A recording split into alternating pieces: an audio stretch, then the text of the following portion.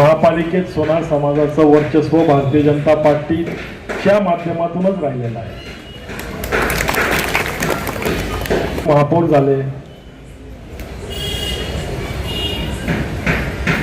या ठिकाणी संतांच्या हस्तेच या स्मारकाचं आपण भूमिपूजन केलं होतं.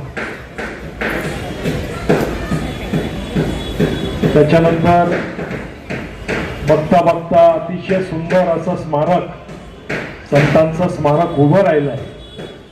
आणि विशेष गोष्ट एक आहे का भरपूर स्मारक या शहरात, परंतु जी देखरेख दर रविवारी संतांची जी सेवा या ठिकाणी करतात, कुठल्याच समाजात कदाचित असं होत नसेल.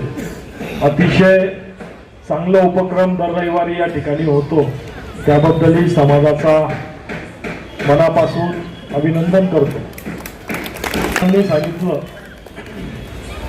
पैदा झाला का कान टोचावे लागतात, हे खरं आहे का? आपल्या हिंदू धर्मातच ही प्रथा आहे.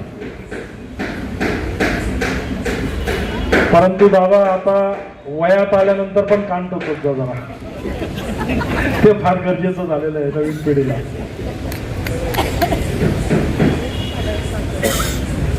येताना जाताना दोघं वेळेला सोनार लागतो, हे खरं अतिशय भाग्याचा विषय आहे.